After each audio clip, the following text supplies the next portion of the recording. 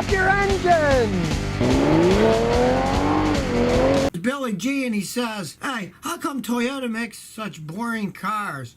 And why do Italians make such exciting cars? You have a valid point there. Toyota does make boring cars. If by boring you mean they run for decades, hundreds of thousands of miles, and you're bored with the same car, and it doesn't break much. On the other hand, Italians make really exciting cars. They go fast, they handle great, and they're always breaking down, so it's so exciting you never know when something is going to go wrong. Now, when I was young, I always liked British motorcycles.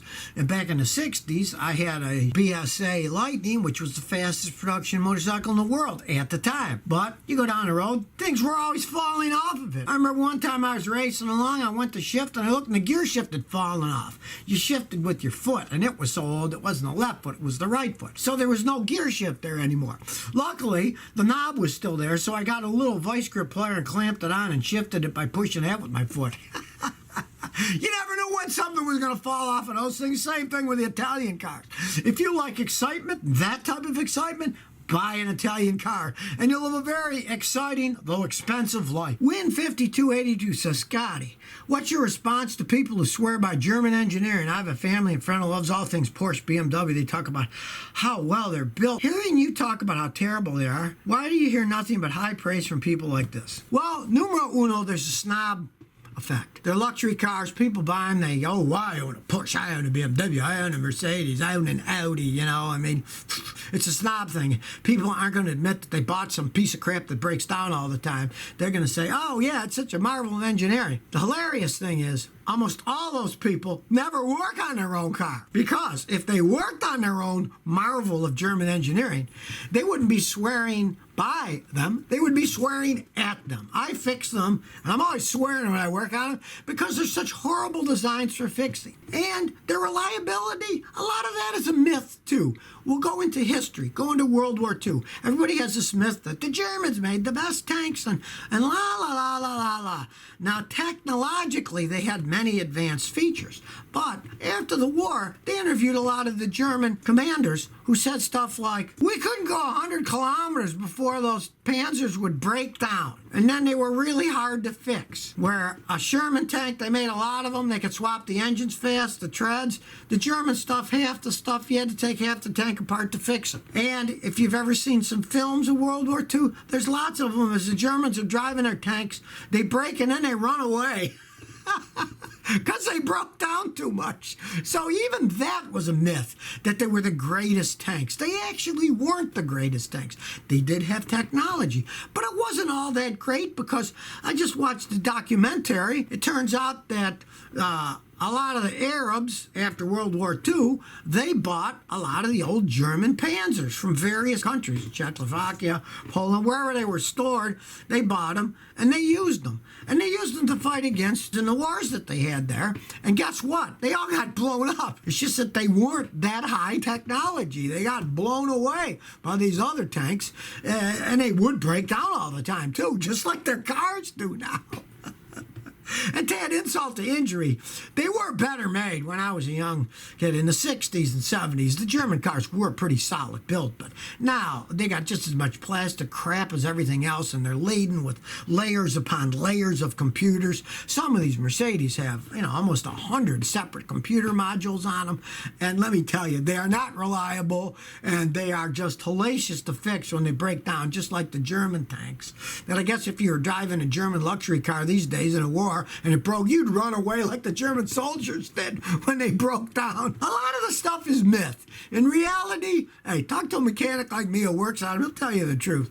Got no ulterior motives. Whatever you do, though, don't talk to a German mechanic who works on them all the time, because he wants you to buy one so he can put another swimming pool in his backyard. Brian Richard Sr. says, someone I know says their 18 Nissan Rogue will outlast my 16 Camry XSE. Well, they're living in la-la land. Those Rogues are rolling piles of junk as they age.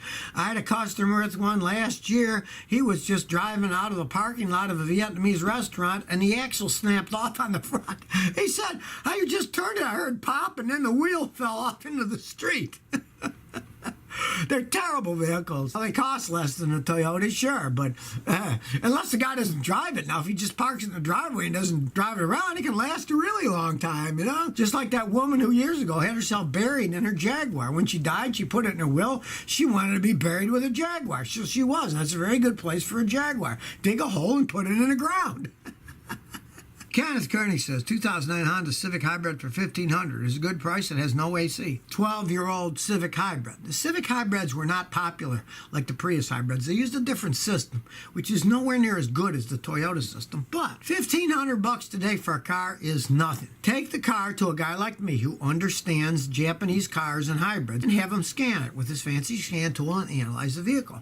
And if he says, hey, it's in decent shape, go ahead and buy it. Then if something like the battery goes bad and it's going to cost thousands, you just junk the thing. But $1,500 if it runs. I had a customer buy one a couple years ago for $1,500. He drove it 2-3 years and didn't have to put that much money into it. Retro Fervor says, Scotty, do you recommend lift kits for an SUV? No. I don't recommend lift kits for anything. Engineers design those things for a certain purpose, certain speeds, certain cornering, certain heights. You start messing with that geometry, you're going to ruin the way it handles. Often I've seen guys lift some so high that then the tail shaft of the transmission will snap off because the drive shaft, instead of being level, was now at a bad angle, and then the back of the tranny broke off. Stupid idea. Do not lift those vehicles. They're not made for that. You want a lifted vehicle, buy one that was made that way, like a Ford Raptor. It was made lifted at the factory. It was designed that way, and they hold up that way. Keep them the way they are. If you want one, buy one that was made lifted. Don't ruin a vehicle by lifting it. And then if the center of gravity gets too high, it can easily flip over and kill you. So don't. It's not a smart thing to do. Jose Padilla says, Scotty, is Toyota oil the same as other types of oil? Well, in the United States, oils have to meet certain standards. And of course, if you know anything about manufacturers, Toyota does not make Toyota oils. Just they pay some oil company to make it and put the name Toyota on it. Just like Mobil One. Mobil's an oil company. They make the Mobil One oil. But they don't make the Mobil One oil filters. Last time I checked, Fram built them for them. So they don't make the oil filters. Toyota does not make the oil. Any of the oils that are rated, and the American Petroleum Institute gives various specifications and actually tests all the oils sold in the United States. So as long as you get the right API oil with the label on it in the United States, it's fine oil. Toyota oil's fine oil, so is a lot of other oils. And Toyota doesn't make it anyways. It's not like they make the oil. Jose P. says, do you like the new Bronco? Well, I don't know, because I've never seen one yet. They're not out yet.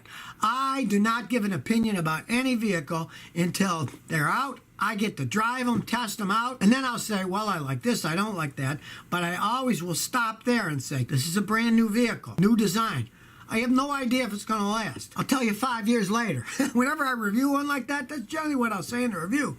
I'll say, well, here's some new technology. Let's see if 5 years from now it's still going down the road or whether it has problems or not. Let's say you get a car that's new, but it still has older technology in it that's proven. Sure, then I can give a better review. But let's say somebody builds a hybrid or an electric car and they never did before. The jury's going to be out till they've been out for 4 or 5 years just to see if they hold up over time. Christopher Fixifer says, I'm buying a used Snap-on Solus Ultra scanner for $500. You think it's a good deal? And what do you think of the scanner? Okay, they're decent scanners. You're buying it used. Now, the one problem with Snap-on is their updates are extremely expensive. If you're going to work on late model vehicles and you got to keep updating it, you're going to pay a lot of money. And that's an older scanner, the Solus. So you want to make sure that it's going to work on the vehicles you are working on. Now, I mean, if you're a private individual and you're working on your own car and it works with your car, fine. You don't have to upgrade it. You already have the car and the software. But if you're going to use it as fixing other people's cars for money, it may not be such a great deal, because after time, Snap-on stopped supporting their older scanners, and they don't give software for them anymore because they want you to buy the new ones that cost more and then charge you thousands to update them as time goes on. It's a racket with that company. They just want to make a lot of money off of mechanics, just selling them stuff over and over. It used to be that it was one of the few out there that had decent scanners that a lot of aftermarket guys would use, but there's so much competition these days. And what's out there, the Chinese companies are making some great scanners that cost a fraction of what they charge, and their upgrades are maybe $500 a year instead of Snap-ons that's generally thousands of dollars a year, and then you gotta keep buying extra add-ons and stuff. But if you like it and it does what you want it to do, yeah, you know, they're decent scanners. Like I said, they get a bit long in the tooth and old. The Chinese have stuff that blow them away. But for that price, you could have got a really good deal for working on what you want if it has the software in it now for the ones you want. If you have to upgrade software, you're going to pay a lot of money upgrading the software and Snap-on stuff. So if you never want to miss another one of my new car repair videos, remember to ring that bell.